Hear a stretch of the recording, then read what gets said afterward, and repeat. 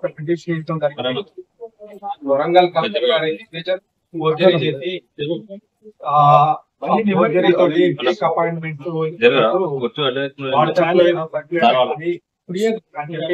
Petition ఆ condition మీద immediate investigation start చేయడం జరిగింది.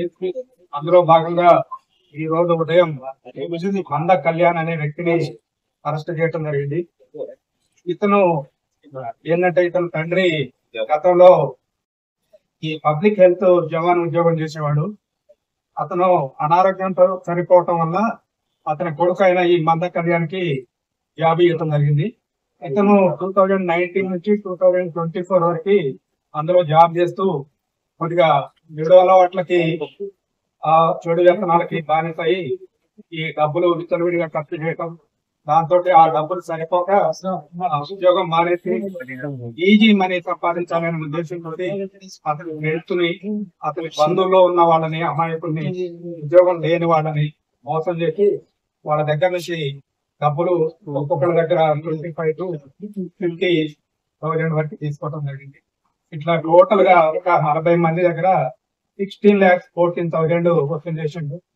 వసూలు చేసి వీళ్ళకి ఈ కలెక్టర్ గారి ఫోర్జరీ సిగ్నేచర్ తోటి వీళ్ళకి ఫేక్ అపాయింట్మెంట్స్, అదే విధంగా వీళ్ళని నమ్మేయటం కోసం వాళ్ళ ఫింగర్ ప్రింట్స్ తో పాటు వాళ్ళ సర్వీస్ బుక్స్ కూడా తయారు చేసి వీళ్ళకి ఇవ్వడం జరిగింది.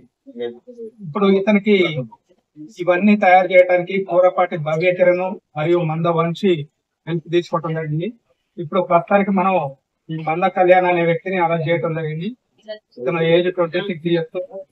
ఇప్పుడు ప్రజెంట్ కార్ డ్రైవరు, అదే విధంగా రామన్నపేట వరంగల్ లో ఉంటాడు. మిగతా ఇద్దరు కూరపాటి భవ్యకిరణ్, మంద వంశీ వీళ్ళని ఇంకా రెడ్ టు బి అరెస్టెడ్, వీళ్ళని అరెస్ట్ చేస్తారు.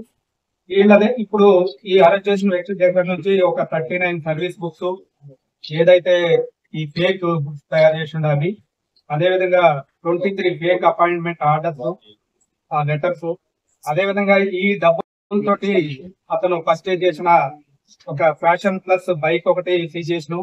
అదే విధంగా i10 కార్ ఒకటి సీజ్ చేయడం జరిగింది. అదే విధంగా కలర్ టీవీ, ఈ శాంసంగ్ సెల్ ఫోన్ వారికి సీజ్ చేయడం జరిగింది.